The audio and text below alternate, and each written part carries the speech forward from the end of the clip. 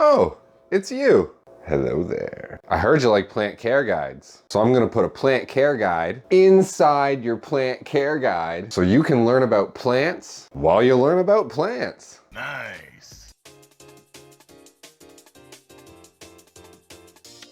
Subscribe to my channel.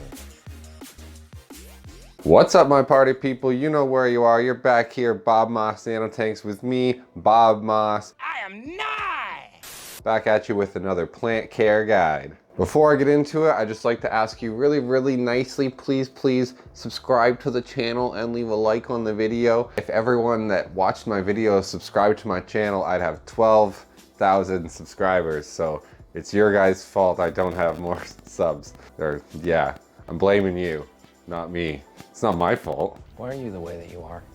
All right, so today I'm going to be talking about aquatic mosses. This is your Java moss, your flame moss, your Christmas moss. There's some fancier types too. I might throw them all up on the screen. I'm not gonna just list off mosses for 5 minutes, although that would fill in the time of the video really well. That's a good idea. And as well as the aquatic mosses, I'm gonna throw in Süsswassertang here as well, because it's pretty much the same. It's not a moss. Let's not get confused. Süsswassertang is not a moss. It's actually a fern that's like a single cell width, whatever. It's a really cool plant, but taking care of it, propagating it, attaching it to things is the exact same as the aquatic mosses we're gonna be talking about. I'm just gonna, maybe at the end of the video, I'll put a thing for Süsswassertang specific stuff. Yeah, we'll see how that goes. Give you all the secrets. So let's go to the tanks and let's get into aquatic moss and Süsswassertang care. Oh yeah.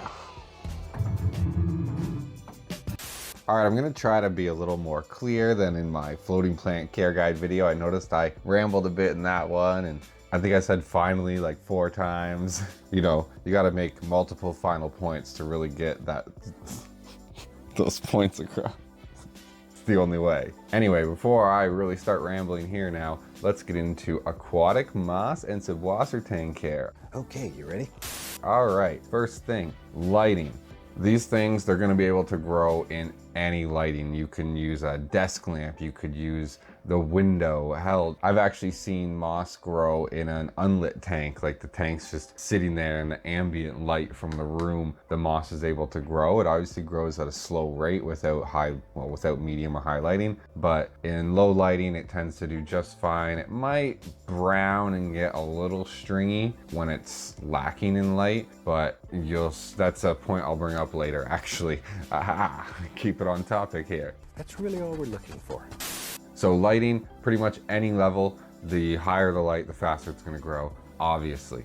Now, when comparing Süsswassertang to Java moss on the lighting demand side, the Süsswassertang is a little bit more demanding. You're probably not gonna get away with the ambient light in the room, but even a desk lamp would be fine for the Süsswassertang. Okay, second is gonna be the nutrient demands of these plants. Very low. You do not really require fertilization. If you notice a bit of browning, I would just up the light before I invest in fertilizers for moss and Süsswassertang. They're gonna just absorb the excess nutrients out of the tank, absorb the nitrates from the waste. You know, the mineral content in the water should be enough for them to survive and grow with any level of lighting. That way you have total freedom. If you do notice like yellowing or browning of some of these, I noticed some Süsswassertang, it can brown if it's mainly in bad lighting, but if you were under fertilizing the tank, it could run into issues. That leads us into kind of point 2B, I guess, which would be the water conditions that these grow in. My tanks, I'm gonna just be honest here, my tanks are all hard water. They all have a TDS in the 200s or something like that. The GH is 8, the KH is 4, you know. They're neocaridina tanks, they're snail tanks, they're not soft water tanks, and all these plants do amazing for me. Some tanks have a bit more tannins than others, and none of that seems to really affect the Süsswassertang or the Java moss. I have never really had an issue with growing these plants, I'll be totally honest. Shoot, I didn't even wear shoes until I was about 12. And I think the big key to that is point 3, which is gonna be propagation. To propagate your Java moss, to propagate your Süsswassertang, your flame moss, all the stuff that I'm talking about, the point while you're watching this video. Why am I Still rambling. So to propagate these plants, you're gonna pick it out, you're gonna put it in a little, what I do, here's what I do. Here's what I do. This is gonna be what I... Sometimes my tongue gets over my eye teeth and I can't see what I'm saying. I pick it out, I put it in a little cup like this, and then I snip it, I cut it to bits. Because every little piece, so if you take like a string of Java moss, it's gonna grow from either end, and some spots in the middle it's going to sprout from. But if you cut it into a billion little pieces, all those, it's gonna grow from both ends. So you're going, after like 2-3 months, you're gonna have way more Java moss than if you just let that one little string of Java moss grow. Does that make sense? That easy. That easy. It's the same thing with Süsswassertang. Süsswassertang, you don't necessarily have to chop up like this. It tends to rip when you move it around, which propagates it in itself, which is kind of cool, to be honest. Something you can do, some of the Japanese, the Asian, South Korean, whatever, the really crazy aquascapers that do the Java moss and stuff in their scapes, they'll actually blend up their moss so it's so tiny it's like a mush, and then they glue it to stuff. And they've tried this and it's worked for them. And then it just grows like crazy from there, because you're not killing it, you're just cutting it up, which is kind of interesting. So then I guess a little amendment to this propagation point as well is going to be, if you glue it, if you attach it to your hardscape, you'll notice here in the Bloody Mary tank is a good example. It's going to grow out and it's gonna get really bushy and really awesome, but then the Java moss on the top is actually gonna completely block the light to the Java moss on the bottom, and it's going to get brown and stringy like this, and you're gonna have to clean it up, clear it out. I've been trying. I'm hoping the brown's gonna turn green on me again. You can actually see some parts of this have gone to terrestrial growth. That's what this little shoot is. I hope I can get a good shot of it for you guys. But yes, this is something you should be aware of with both Süsswassertang and Java moss, is it can actually get so thick it starts to kill itself. Hornwort's actually guilty of that too. Dumb plants. All right, point 4, to put these in your tank. You can anchor them to things, you can just let them float around. It's really up to you. We all see nature through different eyes. My favorite thing to do is to actually take like a piece of wood, cholla wood, a rock, something like that, and wrap the Java moss around it. I'm gonna keep saying Java moss. I probably said Java moss 100 times, and this is just general moss care. This is for all types of moss. They all are similar. The fancier types might be a little more nutrient demanding, but the propagation, the growing, all that stuff, it's gonna be the same. Now you believe in Dwight's traditions when some Democrat looks it up on Wikipedia? So yeah, what I was saying, my favorite thing is just wrap it around a piece of hardscape and let it naturally attach. It's going to, in my opinion, it's gonna just look better. It's gonna look more natural. It's gonna grow more naturally, and then if it ever does break off, you don't have these chunks of super glue that I have in some spots. That's another way you can attach it, is to glue it. You can glue the moss or Süsswassertang to things. The Süsswassertang, I don't recommend gluing. I tried gluing it to some dragonstone, and I got one good ball here, but I actually just moved it this morning, and the rock got left behind, and I tossed it into the substrate. So now I just have this cool ball of Süsswassertang on top of this log, but anyway. Now let's see how it looks so far. So you can let them float around, you can glue them to things, you can also tie them. You can use fishing line, or actually what's a really smart idea is to use a natural cotton string. This is going to just deteriorate over time, and the plant will attach itself to whatever hardscape you tied it to, and then the string will just kind of, you know, deteriorate into the water, and it's not going to do anything negative, especially if you have a larger tank. Like maybe in your nano tank you don't want a rotting piece of cotton in there, but in like a 40 gallon, go for it. But yeah, my favorite thing is just to kind of shove it in, let it float around, let it find its place. I like the natural look rather than forcing it to where I want it to.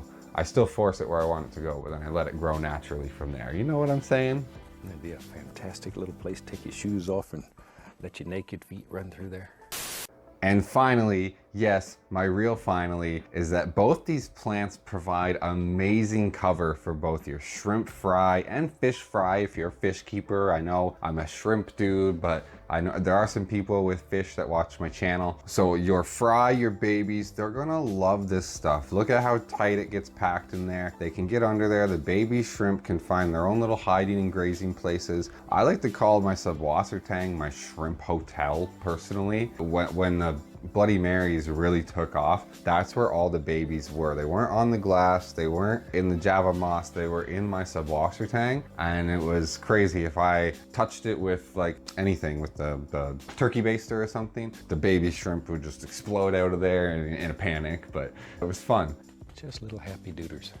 The Java moss as well, you know, you can see the way it grows, any moss, the way it grows and it spreads out, it provides amazing hiding places. So even if you have like shrimp and fish together, providing them mosses and Süsswassertang makes the shrimp feel more safe. Like if I had a betta in, say, my Bloody Mary tank, you bet I wouldn't see the shrimp. They would just be in the Süsswassertang there. I think I hit all the points this time. So I think that's pretty much it, guys. Aquatic mosses, Süsswassertang. These are super, super easy. Probably the easiest and maybe the most fun.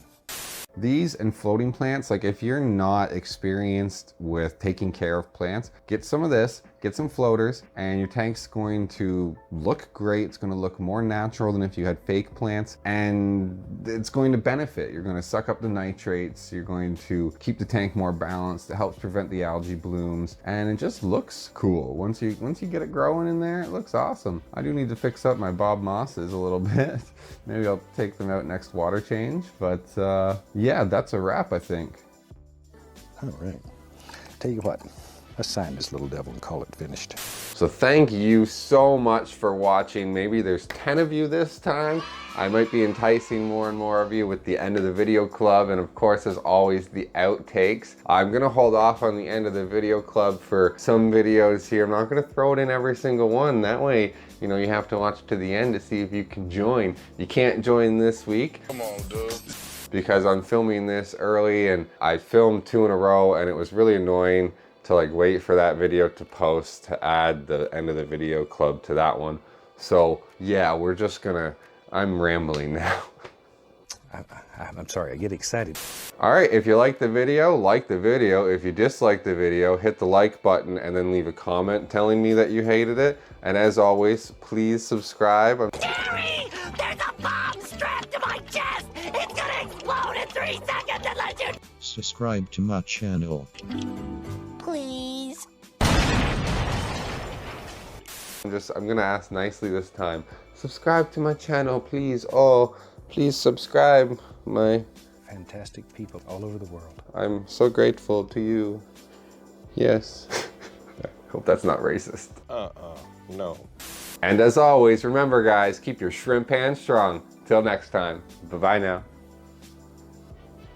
Süsswassertang. Süsswassertang. Süsswassertang. Süsswassertang. Gonna do minimal outtakes on this one. Minimal. So my head's just literally... Fuck. Why, hello there. I heard you like plants. I heard you like plant care guides. So I'm gonna put a plant care guide inside your plant care guide so you can learn to take care of plants while you learn to take care of plants. Is that good stuff? What's up, my party people? It's Bob Moss Nanotanks. No. All right, so today I'm going to be talking about, oh, I should. And as well as the aquatic mosses, I'm gonna throw in the Süsswassertang. Oh, I should turn the light on. Second is going to be the nutrient demands of these oh my God. Without any, like I have other plants in here, but if I was just running like the hair grass and the moss and I didn't have other stuff in these tanks, actually I don't really need to fertilize the green jade tank now that I think about it. I should probably stop that. But the tanks where like, I don't know, even where I have the rotala here and the fertilizer, starting to ramble now. It's gonna be harder to notice in these plants as well. The only thing, I actually just did a little experiment. I did like very, very low lighting, and the only, oh my God, what the fuck am I even saying? A natural cotton string. That's the word I'm looking for. How long did I make this? Ah, too long. Oh, I swore. Easy to take care of. Java moss is. Oh my